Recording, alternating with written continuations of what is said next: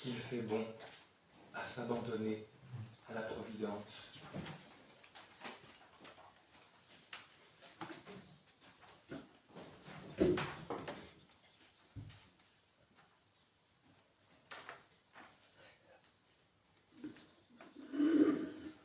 L'abbé Maurice Bellière demanda au Carmel de Lisieux qu'une religieuse la prenne en charge par la prière et l'offrande, afin qu'il puisse mener à bien sa mission. Et il eut le jackpot, puisqu'il tomba sur Sainte Thérèse de Lisieux. Vous avez eu vos marraines cette semaine? Pas mal comme marraine. Et la marraine, justement, écrit à son père spirituel, qui était une nature assez inquiète et facilement scrupuleuse. Je vous enseignerai, chers petits frères de mon âme, comment vous devez naviguer sur la mer orageuse du monde, avec l'abandon et l'amour d'un enfant qui sait que son père le chérit et ne saurait le laisser seul à l'heure du danger. Vous avez là, en gros, une sorte de résumé de la retraite. Je voudrais récapituler les choses, dans un premier temps, les ingrédients de l'abandon.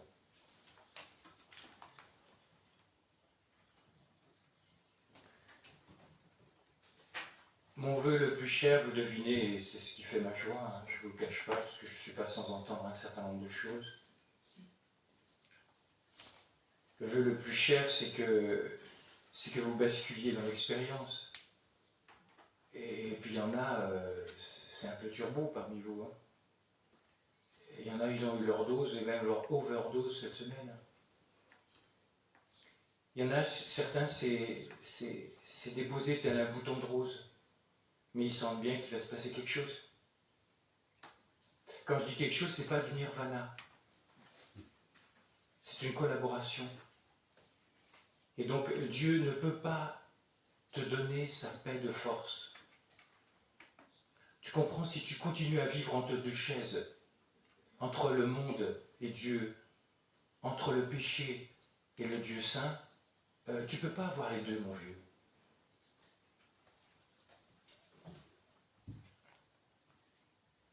C'est en tout cas ce que Jésus nous souhaite à tous, l'abandon, que nous passions à l'expérience. Catéchisme de l'Église 305. Jésus demande un abandon filial à la providence du Père Céleste, qui prend soin des moindres besoins de ses enfants. Quelques ingrédients. Indifférence.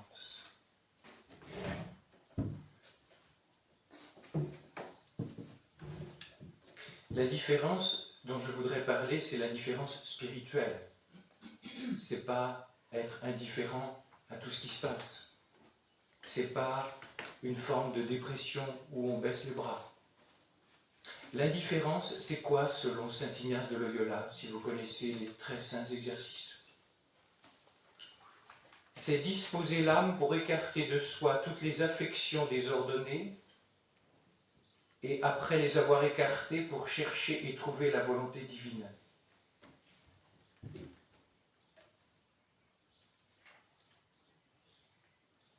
L'indifférence, donc, ce n'est pas une attitude désabusée. Bon, la quoi bon, comme on dit. C'est une indifférence amoureuse de Dieu et de sa sainte volonté. Mais il va falloir pour cela que tu arrêtes de marchander, d'accuser tout ça Dieu, de le sommer, de se justifier.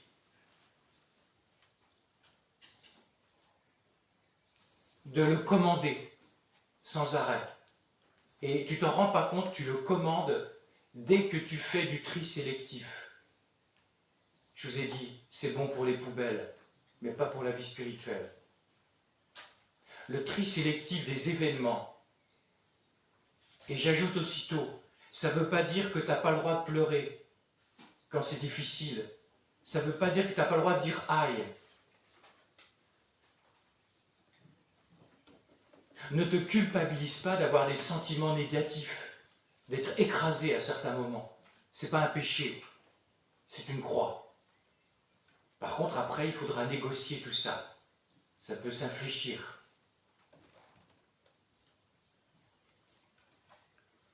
L'indifférence, c'est laisser à Dieu le quand et le comment du scénario.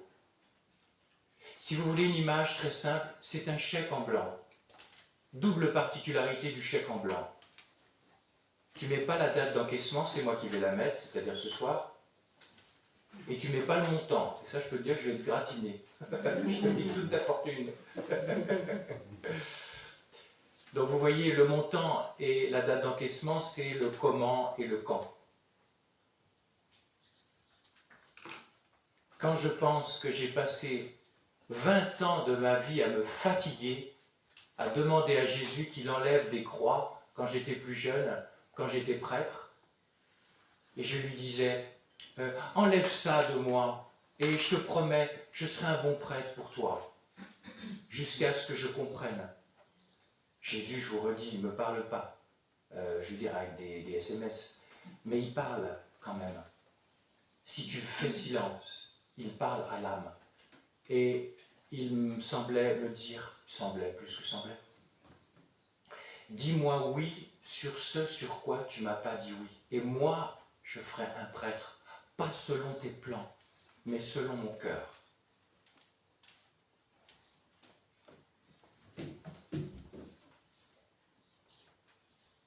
Et donc on y revient, il faut arrêter ton « je veux » pour entrer dans son « je veux » divin. Et tu verras son « je veux » d'humain, tu vas pas être écrasé comme une carpette.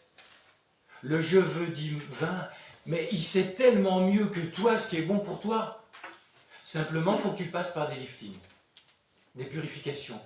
Tu mènes une vie dissolue, supposons. Bon, voilà, tu fais ton choix. C'est le monde ou c'est Dieu? Je ne te demande pas de rentrer chez les religieux, tu n'as pas la vocation. C'est pas ça la question. Est-ce que tu veux vivre du Christ au milieu du monde? Ou rester sans arrêt derrière entre deux chaises? Puis après, tu vas faire des retraites, puis tu vas demander la paix. Mais comment tu vas l'avoir, la paix? On ne peut pas l'avoir quand on mène une vie entre deux chaises. Je vous dis ça, c'est parce que c'est Mercedes qui m'avait dit ça. Un jour, elle vient à la sacristie et elle me dit, au début, je commençais à percevoir son mystère. Mon Père Jésus m'a montré votre âme. Vous avez un pied en Dieu et un pied dans le monde. Quand est-ce que vous allez faire votre choix? J'étais prête depuis 15 ans.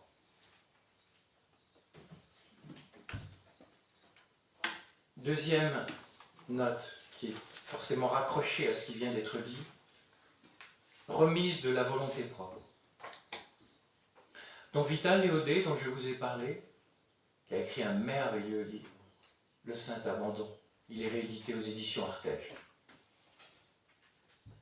Si l'indifférence est la condition de l'abandon, il dit « La remise amoureuse, confiante et filiale de notre volonté est l'élément positif de l'abandon, son principe constitutif. » Si le mot vous paraît compliqué, sa colonne vertébrale.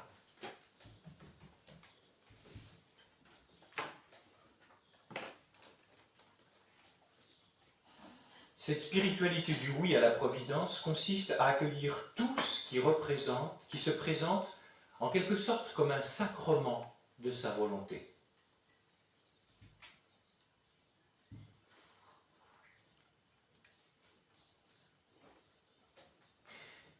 C'est en fait assez simple. Mais pourquoi c'est compliqué? Parce que, comme dit Jérémie, le cœur de l'homme est compliqué et malade. Et en fait, ce qui est extrêmement simple, car Dieu est simple, et la vie chrétienne est hyper simple, mais comme nous avons un cœur blessé par le péché, eh bien, ce qui est simple nous paraît compliqué. Et qu'est-ce qui est simple? Quand vous allez commencer, parce qu'il y en a plus d'un, hein, plus d'une qui ont déjà commencé, hein, et je vois bien leur tronche, je lui parlais ainsi, c'est ma joie.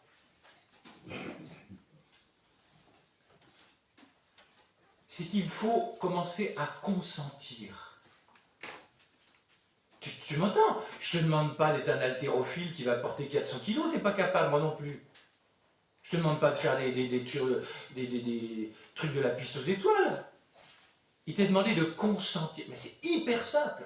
En fait, c'est hyper compliqué parce que tu as passé tout le temps à fonctionner de manière inverse.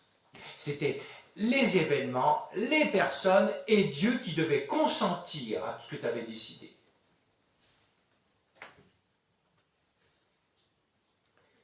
L'évêque, Saint-Évêque de Genève, François de Sales. Abandonner notre âme et nous laisser nous-mêmes n'est autre chose que nous défaire de notre volonté propre pour la donner à Dieu. Il est bien évident, les amis, je ne vais pas vous mentir, que les débuts sont difficiles parce que ça prend arbrousse-poil, qu'il va falloir que tu te convertisses dans certains lieux, dans certains domaines. Et puis surtout, regardez, il y a comme un mode de fonctionnement. J'ai utilisé une image. C'est comme si tu as passé toute ta vie à marcher sur la tête, puis tu viens à une prédication à Courset et on te dit de marcher sur tes jambes et que ça t'aura moins mal à la tête. Mais tu as tellement marché sur la tête que tu te dis, mais attends, il a un problème dans sa tête, celui qui me dit ça. En fait, la vie dans la providence, c'est marcher comme tu es appelé à marcher. Mais comme tu as passé toute ta vie à fonctionner autrement, tu te dis, mais attends, il n'est pas normal.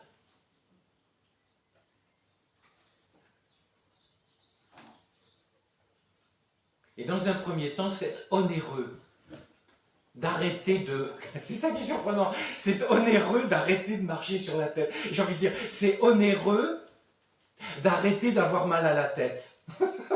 Parce que tu as passé toute ta vie comme ça. Tu t'en rends pas compte. Jean 23. Dans un courrier à sa nièce, Anna, alors qu'il était encore nonce apostolique à Paris, il n'occultait pas le sacrifice de la volonté propre, condition de l'indifférence et de la paix profonde. Il dit, depuis que je me suis persuadé que je ne suis vraiment rien, et que c'est le Seigneur qui fait tout, c'est intéressant, un futur pape, je suis disposé à tous les renoncements. Cette habitude est un sacrifice. C'est comme un cilice qu'on porte continuellement. Le Seigneur alors nous traite bien.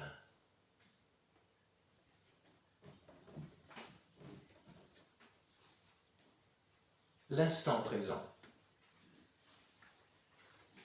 Je voudrais vous montrer à quel point la vie dans la providence s'identifie à la spiritualité de l'instant présent et à quel point la spiritualité de l'instant présent est thérapeutique,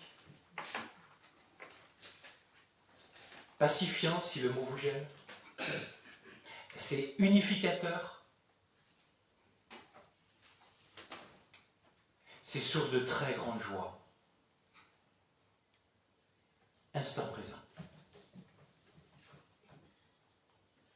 Plus l'âme s'enfonce dans la spiritualité de la providence, moins elle conjugue son existence au futur, c'est-à-dire les fameuses inquiétudes du lendemain, fameux lendemain qui n'est pas encore arrivé.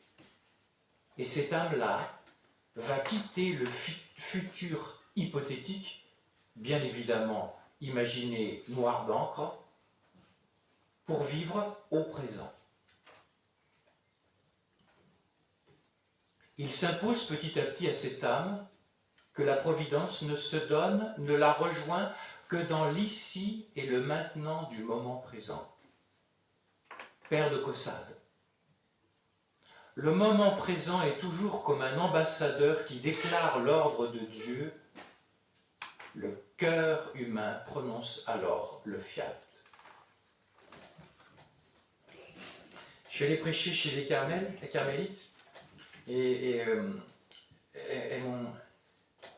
ah non, c'était chez les cisterciens. Et le prieur qui était fan de Sainte Élisabeth de la Trinité, j'ai dû parler à un moment de ça. Il me dit, vous connaissez ce passage?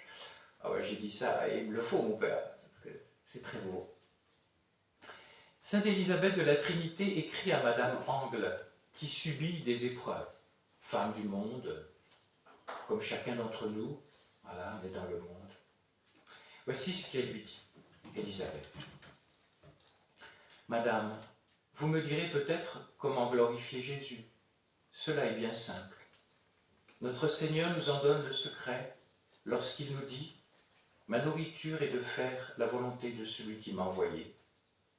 Attachez-vous donc, chère madame, aux volontés de ce Maître adorable. Regardez chaque souffrance, ainsi que chaque joie, comme venant directement de lui. Et alors votre vie sera comme une communion continuelle, puisque chaque chose sera comme un sacrement qui vous donnera Dieu. Et la finale est intéressante. Heureuse l'âme qui est arrivée à ce dégagement total, elle aime en vérité. Vous voyez bien, la spiritualité de l'abandon à la providence, c'est heureux. C'est la béatitude, j'y reviendrai. C'est pas « Allez les gars, on va en baver, puis on en bavera, mieux ce sera ». Non, il y a un lifting, il y a une purification, bien évidemment. Mais Dieu est un Dieu de la joie, comme dit François de Sales. Et il te veut heureux. Bien sûr, tu le seras au ciel. Mais curieusement, sur cette terre, il te le veut aussi. Et même à travers les croix, seule l'expérience te la fera comprendre de l'intérieur.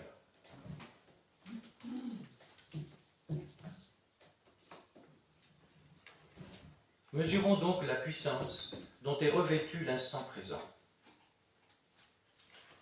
L'ici et le maintenant de l'instant présent nous livre la volonté de Dieu. Soit il l'a voulu directement, soit il l'a permis indirectement, pour le mal qu'il ne saurait jamais vouloir directement. Ça va? Bon, je récapitule les choses. Surtout, n'envisageons pas cette volonté de Dieu se manifestant dans l'instant présent comme une émanation froide de la divinité. La volonté de Dieu, c'est Dieu. C'est pas moi qui parle, c'est le père Vessière, dominicain, qui a tant œuvré, qui a pourtant tant souffert.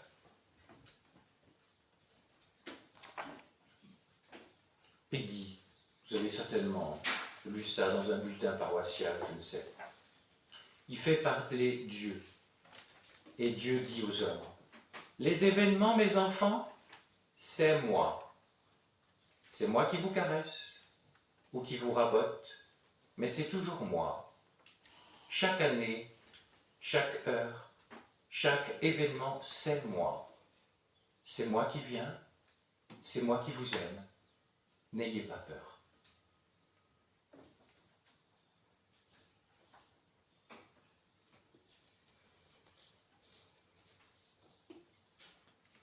La vie dans le divin vouloir de la providence, se manifestant dans l'instant présent, a une réelle dimension thérapeutique. J'en ai fait les frais. Je veux dire, j'en goûte les fruits. Et quand on goûte ça, vous comprenez, on ne peut pas le garder pour soi. Et vous verrez, en tant que mère de famille, en tant que père, en tant que célibataire au cœur du monde, en tant que religieuse, quand vous aurez commencé à goûter cela, vous... Essayons de voir en quoi c'est thérapeutique. Qu'est-ce qui nous fatigue le plus?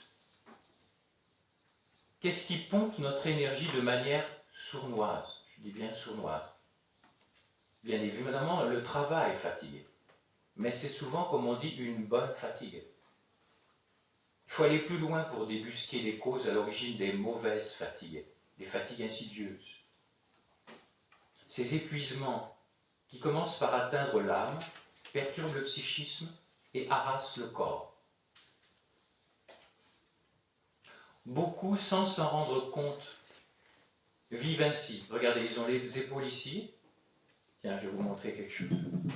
Ma montre indique 9h54. OK? Virgule 24.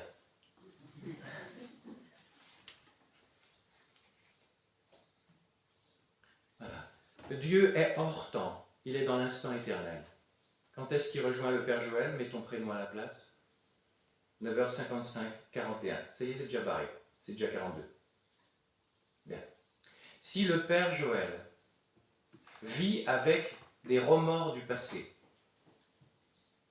Jésus lui dit, « T'es où, Joël ?»« Ben, je suis dans le passé. »« Mais je suis pas là, c'est dans ma miséricorde tout ça. » Ensuite,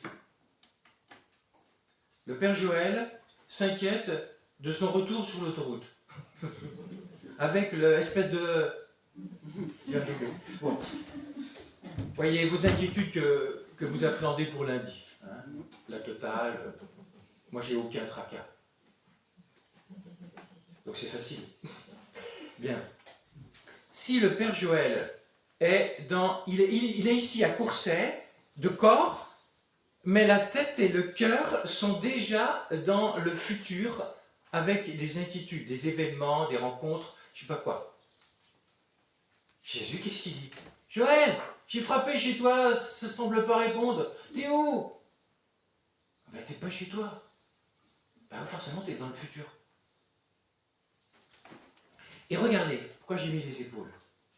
Parce que vous comprenez, les gens, la totalité des gens, on vit la plupart du temps avec le souci de l'instant présent, les remords du passé subis ou commis, et les inquiétudes. Alors le pire, c'est les inquiétudes pour demain.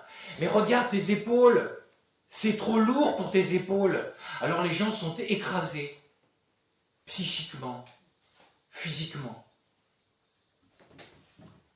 C'est trop lourd pour tes épaules de porter ensemble passé, présent et futur. Et donc, si vous apprenez à couper court, bah, faites une bonne confession si c'est nécessaire, mais on vous l'a proposé cette semaine, il fallait en profiter. Hein. Et si c'est raté, bah, vous ferez ça plus tard, c'est pas un problème. Bon, le passé, balancez-le dans la miséricorde de Dieu. La totalité d'entre vous, c'est fait. Le très important maintenant, c'est les inquiétudes du lendemain. Parce qu'on est tous pareils, quoi. Et là, pourquoi moi je vous recommande une chose, voilà, on va terminer la retraite gentiment, tout ça. Rentrez gentiment chez vous. Moi j'ai fait de la compétition, hein, mais c'est fini tout ça, c'est pour les adolescents. Là sur l'autoroute, c'est limité à 130, moi ça sera 120, 115. Voilà, c'est beaucoup plus cool. On va rentrer chez soi, on va éplucher tous les mails. De toute façon, je sais très bien qu'il y en a certains, ça a été fait pour la retraite. Bon, ça les regarde. C'est normal. Ce sera la prochaine retraite, ils prendront ça au sérieux. C'est pas un problème. Et vous comprenez, si vous vivez cela, mais il va y avoir... Vous allez vous enlever des micro-fatigues dont tu n'as même pas idée du caractère insidieux. Ça te mine. Il faut que vous appreniez le couper court. Je t'ai dit, les psychologies contemporaines ressemblent aux réacteurs de Tchernobyl. Ils ont de telles sollicitations que le réacteur finit par fondre. Alors on parle beaucoup d'écologie dans l'Église, moi ça m'amuse, mais il y a une véritable écologie à vivre. L'écologie intérieure. Et ça, on n'en parle pas beaucoup, par contre. Alors que c'est plus fondamental, je peux vous dire. Parce que je vais vous dire les problèmes d'écologie. Je ne crois pas à cette lecture. Je crois à ce que dit la sainte là, des pierres et l'épôtre.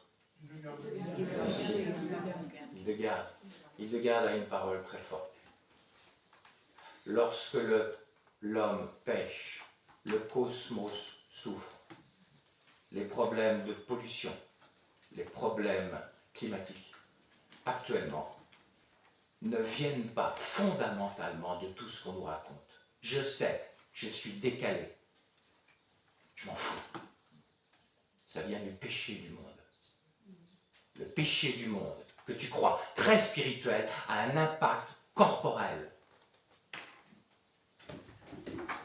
Et vous comprenez qu'avec toutes ces lois qui se passent partout dans le monde, il y a un débordement du péché du monde, il y a un dérèglement, car il y a une union. Et c'est pourquoi le monde ne peut pas comprendre ça. Je vous l'ai cité, parce qu'il y a un dualisme à la Kant qui sépare l'esprit de la nature. Bon, c'est une parenthèse. Très intéressant, la méthode Wittose.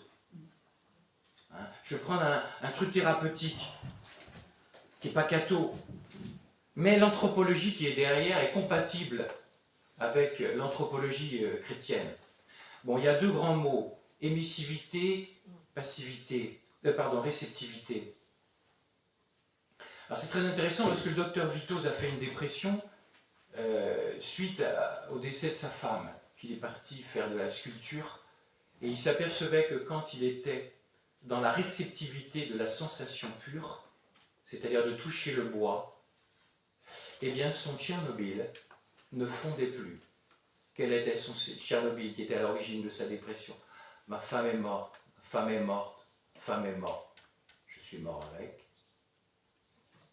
Et quand il était dans le toucher, il y avait une oxygénation du mental.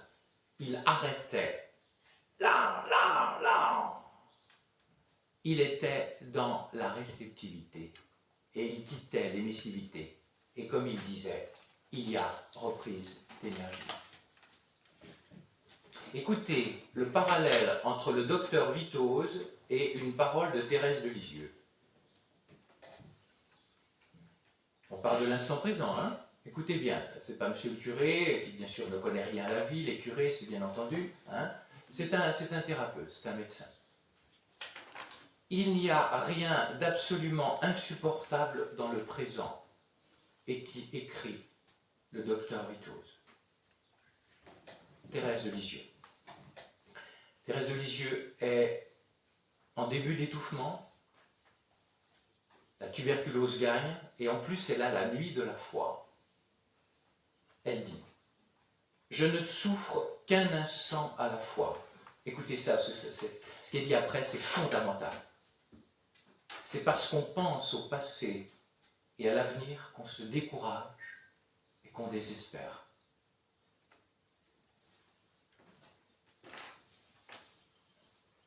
Toujours dans l'instant présent, c'est si important. Alors, accepte de lever ton petit pied avant que ça devienne quelque chose où tu vois les fruits, il faut beaucoup d'exercice. Ne dis pas « Oui, mais j'ai fait une fois mon père, ça ne marche pas !» Excuse-moi. Il faut un peu familiariser, que ça devienne un art de vivre. Bien. Je suis allé prêcher dans un diocèse et on m'a donné une prière que vous avez certainement dû lire, d'une sœur religieuse, Odette Prévost, qui se rendait à la messe à Alger en 1995 et qui fut assassinée. Depuis, elle est reconnue martyre. On a retrouvé sur elle cette magnifique prière qui touche nos fibres profondes et donne envie de vivre Dieu, providence au quotidien. Cette prière. Vis le jour d'aujourd'hui. Dieu te le donne, il est à toi. Le jour de demain est à Dieu, il ne t'appartient pas. Ne porte pas sur demain le souci d'aujourd'hui. Demain est à Dieu, remets-le lui. Le moment présent est une frêle passerelle. Si tu te charges des regrets d'hier et de l'inquiétude de lendemain, la passerelle cède et tu vas perdre pied. Le passé, Dieu te le pardonne. L'avenir, Dieu te le donne. Vis l'aujourd'hui, le jour d'aujourd'hui, en communion